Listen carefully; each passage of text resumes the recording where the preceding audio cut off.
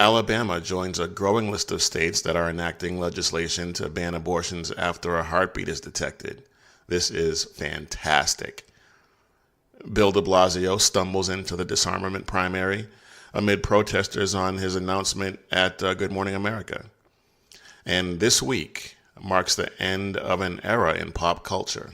I'll fill you in on that and a whole lot more. I'm Big E, and this is the Liberty Cast.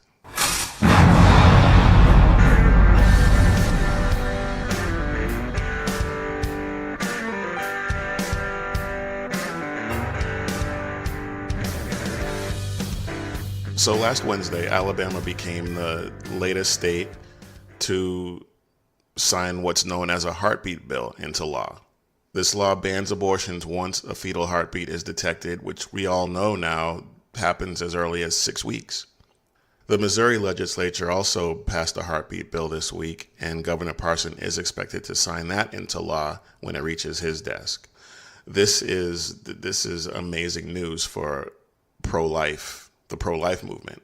It's picking up steam, and the anti-life crowd seems to have a pretty big fight on their hands.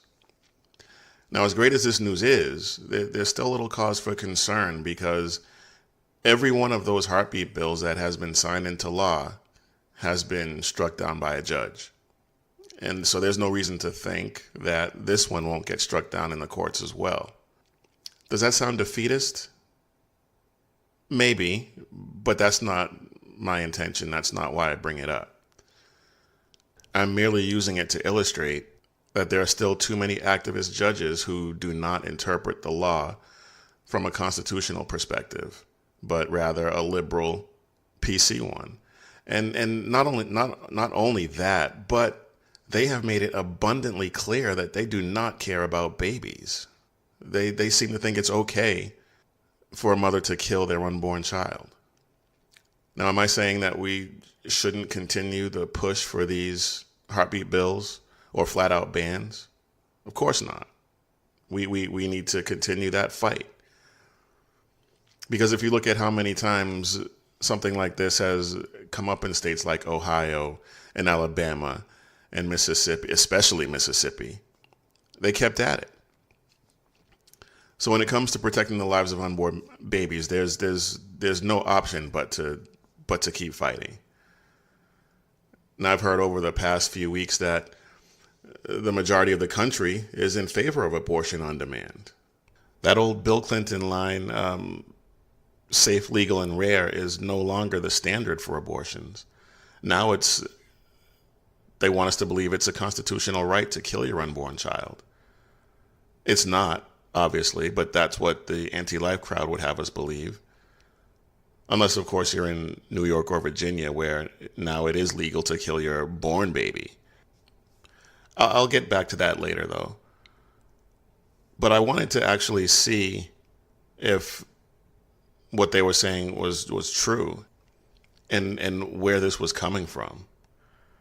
I heard a senator from Alabama, Vivian Davis, say that abortion rights activists, anti-life activists in her state were energized after this bill was signed. Now, according to a Hill-Harris X survey, 21% of registered voters said that laws banning abortion after the 6th week of pregnancy were too lenient, while 34% said that they believe they were just right. But I found that on a right-leaning source. So I looked for some other polling and found that Gallup, hardly a bastion of conservative thought, but they've been doing this polling for a long time, almost since the Supreme Court ruled on Roe v. Wade. But since April of 1975, respondents to Gallup's question about whether or not abortion should be... Here, let me read you the question as they asked it. And I'm quoting, "Do you think abortions should be legal under any circumstances, legal only under certain circumstances, or illegal in all circumstances?" And since 1975, anywhere from 2/3 to 3/4 of respondents said that it should be legal only under certain circumstances or illegal in all circumstances. 50 to 55% said under certain circumstances, and 15 to 20% said illegal in all circumstances. That hardly suggests to me that the anti-life crowd is in the majority. I mean, it's been steady like that since 1975. Now, as of this recording, I couldn't find any information as to whether or not they defined in this polling what those certain circumstances were. But I imagine rape, incest, and life of the mother are those circumstances. There may be some others that I'm not thinking about. But in the case of the life of the mother, at a certain point, a C-section would be performed and preserve the life of both the mother and the child. Doctors have been saying this since New York's ridiculous baby killing law. But in the case of rape or incest, this is where I have struggled. Well, I shouldn't say that. I did struggle, but I've come to a conclusion that in those rare cases, the choice should be available. I know that those cases make up less than 1% of all abortions, but that is still 306,480 victims of rape or incest that would have been forced to carry that baby to term and have their bodies permanently changed by the pregnancy since Roe v. Wade went into effect. If you take the accepted numbers of 61 million abortions performed since then and multiply that by 0.5%. Yes, rape and incest are violent acts perpetrated against women. And the pro-life argument says that regardless of the circumstances of the conception, killing the baby does not unrape the woman or the little girl. I get that. And because of my pro-life position, it really took me a while to reconcile the two. But let me throw this one out there. 12-year-old girl is raped by her uncle or her father and gets pregnant. She didn't have a choice in that situation. And if there's no exception for rape or incest, which is a bit redundant, I guess, but if there's no exception in that circumstance, not only is this young girl traumatized by that rape, but now at 12 or 13, she has to go through pregnancy and give birth to a baby that is a result of that trauma. I mean, an adult woman who's raped has an enormous burden to deal with, and they never get over it. I can't see putting a little girl who was too young to legally consent or even understand what was happening to her through the additional trauma of carrying a baby to term and giving birth. The already devastating psychological damage is compounded, not to mention the permanent physical damage it could do. I am pro-life. Make no mistake about that. But I think that in those admittedly exceedingly rare circumstances, the choice should be available.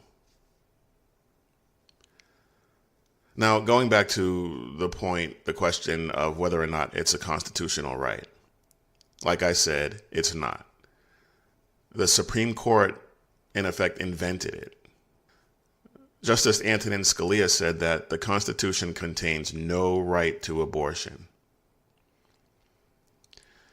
Now, in a series of decisions having to do with privacy, the court ruled in what many, if not most legal scholars, even the anti-life ones, by the way, will tell you is a terrible decision based on a ridiculous legal argument. Don't let anyone fool you into thinking that the Supreme Court is or has always been this lofty entity which is above partisan politics and always plays it straight. No. The High Court being subject to the whims of activist judges is not a recent phenomenon. Back in 1965, there was a case called Griswold versus Connecticut, which is one of the cases that helped lay the groundwork for the arguments, such as they were, for Roe. And in that case, the majority found that the law which prohibited the sale of birth control devices violated the right to marital privacy. Okay. Justice Potter Stewart, in his dissent, wrote, and I quote, "With all due deference, I can find no such general right to privacy in the Bill of Rights, in any other part of the Constitution, or in any case ever before decided by this court." End quote. Now, having said all of that, Roe is not going to get overturned anytime soon. Despite Trump's appointments to the court, the composition of the court hasn't really changed much, nor should we expect it to, even if he does get another appointment. I'm looking at you, Ruth Bader Ginsburg. Or am I? Has anyone seen her? Has anyone looked at her lately? I don't know. But Republican appointments have routinely disappointed us, especially on this question of abortion and Roe versus Wade. Justice Thomas, I think, is pretty much the only exception that I can think of. Kavanaugh has hinted that he will most likely vote to uphold Roe. So, I mean, as of right now, it is what it is. What I would really like to see happen is to have Roe struck down and have the question of abortion referred back to the states where it really belongs. Because if the Constitution doesn't explicitly state it, then it's supposed to be a state's issue. But people don't seem to understand that. People don't know the Constitution, haven't read it, or don't understand the 10th Amendment, which states that the powers not delegated to the United States by the Constitution, nor prohibited by it to the states, are reserved to the states respectively or to the people. There's nothing in the Constitution about abortion. So if there's nothing in the Constitution about abortion, it should be a states' rights issue. So not only is Roe v. Wade a terrible decision, but it should never have gotten to the Supreme Court in the first place. I could spend the whole show talking about this, but there are a few other things I want to get to, so let's get to them. I feel like my voice is going. I apologize if I sound like that. I've had allergies acting up for the past week or so, and I never had allergies till I moved down here to Texas, and I'm finding that is a common refrain among people who move here from other parts of the country. It's really annoying. But anyway, enough about me. I want to talk to you about the latest entrant into the disarmament primary, which now brings the number up to, 237 or something like that? It's hard to keep track with all the communists entering the race right now. But the latest one is none other than the mayor of New York City, Bill de Blasio. Wow. The stones on this dude to think that he actually has what it takes to be president. I mean, he's doing a terrible, to put it in Charles Barkley language, a terrible job as mayor of New York City. I don't think anyone outside of Gracie Mansion is excited about this run. In fact, 76% of New Yorkers don't think he should run. Homelessness near record highs. And the homeless in New York City represent 86% of the state's homeless population. That's insane. The streets are filthy. He's ordered the police not to arrest for quality of life crimes like public urination. Homeless people camped out in the subways. There's a video that circulated on Twitter where the subway car looked like a city dump. It was just disgusting. And speaking of the subways, all of the trains, rails, and signals need to be replaced. Now, I know that's not de Blasio's fault, because he's only been the mayor for a few years, but he's seemingly unmoved by it, as evidenced by his lack of a plan to fix it. Although at the current rate that repairs are supposed to take place, it'll take until 2067 to repair them all. And he seems to have zero to give. He purports to care for the people, but he's going to take his non-caring, middle-of-the-day workout ass to Washington? Even the bastion of socialism that is New York, his own constituents, are saying, nah, we're good, man. I actually find it astonishing that he won a second term as mayor because he's so terrible. He's so terrible at everything having to do with running the city and now his campaign that a 17-year-old politics whiz kid from St. Louis broke the news the night before de Blasio released this. There's plenty of money in this world. There's plenty of money in this country. It's just in the wrong hands. Here in New York City, a place that is legendarily tough and big and complicated. Good thing about New Yorkers is they look the same whether they're really pissed off at you or they like you. We built an agenda that puts working families first. We had to fight all over the city, all over the state, to make sure that people got a decent wage. We are raising the wage to $15 an hour. Waitresses and dishwashers and store clerks and people who work in small manufacturing firms, the backbone of New York City. You will have the legal guarantee for the first time of paid sick leave. This has never existed anywhere else in this country. Fully comprehensive, guaranteed health care. Ouch. And then while on Good Morning America, protesters were shouting liar and all kinds of other stuff. I'm not going to play that cut because with the audio, you can't really make it out. You can't really make it out that well anyway. But Stephanopoulos and de Blasio both acknowledged that it was happening. It's actually pretty funny. But I really don't think he has any shot to win the nomination. His supporters say he has good instincts and he's a good politician, but I see no evidence of that. Part of their reasoning behind saying that he's a good politician is that he's won every race that he's been in. But in a city where Alexandria Ocasio-Cortez can win an election, that's not really saying a whole lot. He supports the Green New Deal and is trying to take it even further with even more stringent policies for New York than AOC's Green New Deal.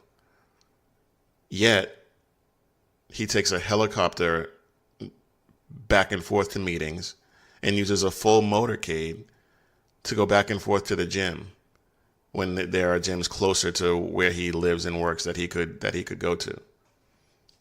And when he was asked about it on Morning Joe, he said this.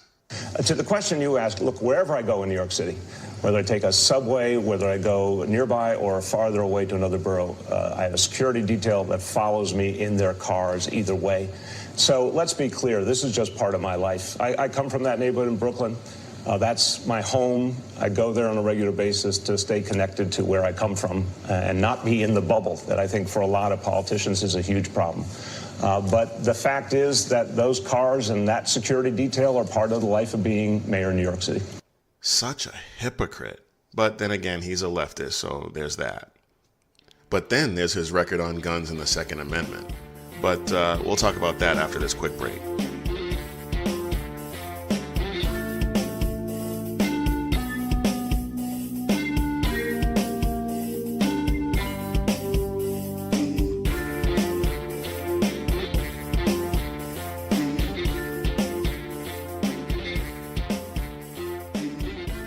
A well-regulated militia being necessary for the security of a free state, the right of the people to keep and bear arms shall not be infringed.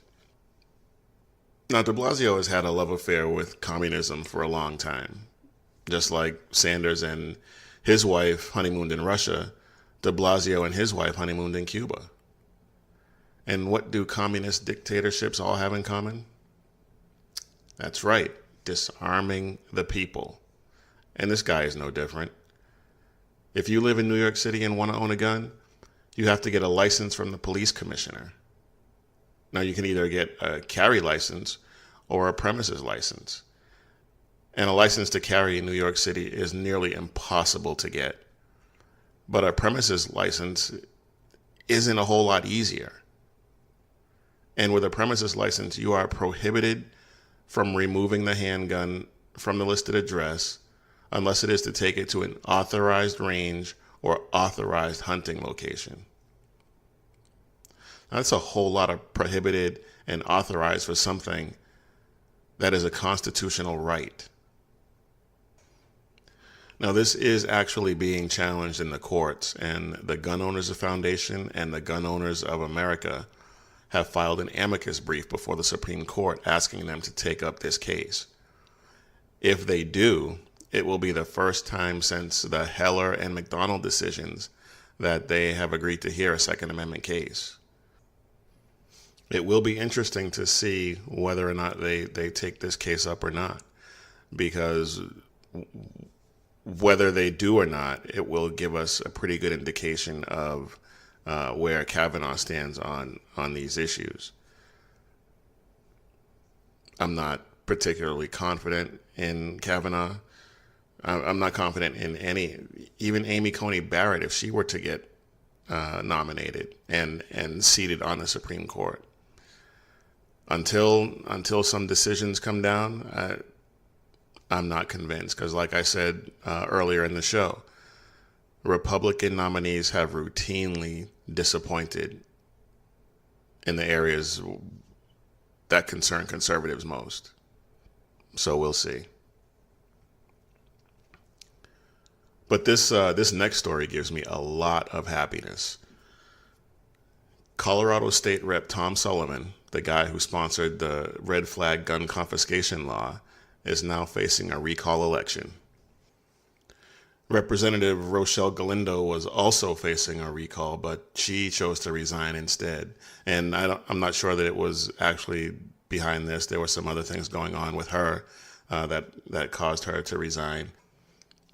But the Rocky Mountain gun owners in Colorado filed a lawsuit challenging the red flag law, and they specifically mentioned funding an effort to recall Sullivan at the announcement of the suit. That this guy's facing a recall for infringing on people's Second Amendment rights is giving me all kinds of warm and fuzzies. But this guy is infringing on people's Second Amendment rights, so he's pretty much inviting retaliation from voters. He infringes on our rights, so voters use the recall as an opportunity to infringe on his ability to infringe on our rights. I love it. And the Rocky Mountain gun owners, they seem to be targeting Sullivan as the first in a line of anti-constitution lawmakers for other recalls. It's unlikely that all of them will end up getting removed. Maybe none of them will get removed. But fighting recall efforts is a nuisance, and it's costly. And it will serve as a clear warning to lawmakers who are considering putting forth such legislation that they need to tread very carefully when it comes to the Second Amendment. Gun-grabbing officials need to be made to understand that when they infringe on our constitutional, sacred, and protected right to keep and bear arms, that they're risking their jobs. And for a lot of these people, these jobs are the only ones they can get because they wouldn't be able to hack it out in the real world. I'm looking at you, Bernie Sanders, and crazy Auntie Max, and the rest of these people that have been in office since the 70s. Come on. All right, we're going to get you out of here on a little bit of pop culture, and I'm going to nerd out a little bit here for a second. Nerd alert!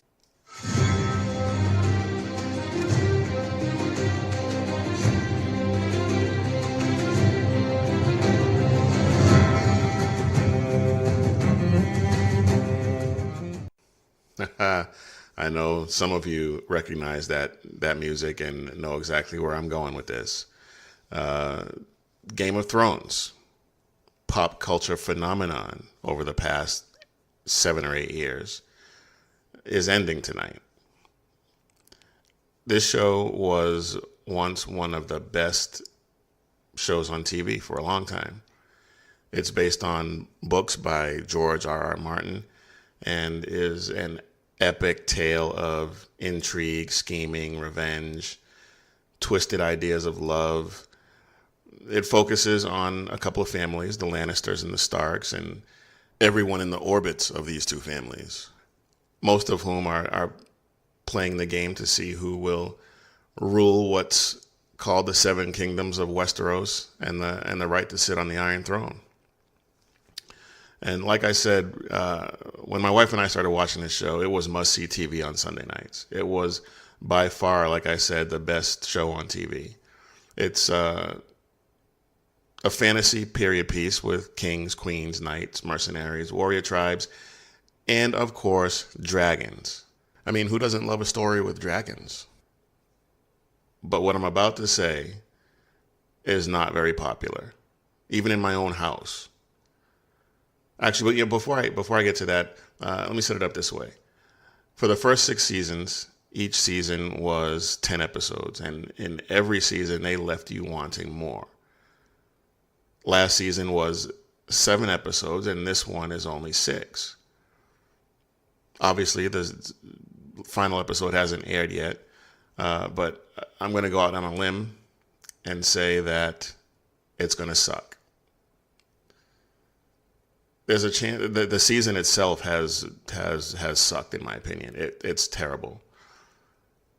There's a chance that the final episode could bail it out, but I seriously doubt it. Now, without getting into a lot of spoilery detail, there's a lot to wrap up from those first seasons in just 13 episodes over the last 2. Last season was rushed and felt incomplete, but this season is just terrible. This season is even more rushed, and the writing is lazy. Obviously, I'm invested over the past 8 years, so I'm going to watch. But I'm skeptical that this is going to be any good. It's reminding me of a few other series that had great runs only to sputter to the finish line, like the showrunners were just mailing it in and collecting their checks. And I compare it to another show that also came to an end this week, The Big Bang Theory. And I didn't watch that show when it first came on, and in fact, I don't think I got into it until I got hurt a few years ago and wanted something new to watch while I was recovering. Before that, it always struck me as kind of stupid, but it turned out to be hilarious, and it did wear on and get less funny over the years. And similar to Game of Thrones, its final season has not been the best. It's not the steaming, stinking pile of grade A monkey crap that Game of Thrones turned into this season, but it still wasn't particularly great. But that said, they knocked the final episode out of the park. Here's hoping Game of Thrones can do the same. All right, y'all, that is our show. We're out of time. So thank you for listening. Please subscribe. You can find us on iTunes, Spreaker, Spotify, iHeartRadio, pretty much any platform that you get your podcasts. You can also follow me on Twitter, Facebook, and Instagram. It's at The Liberty Cast on all 3 of those platforms. And I look forward to hearing from you. But until next time, keep your head on a swivel and stay safe, everybody.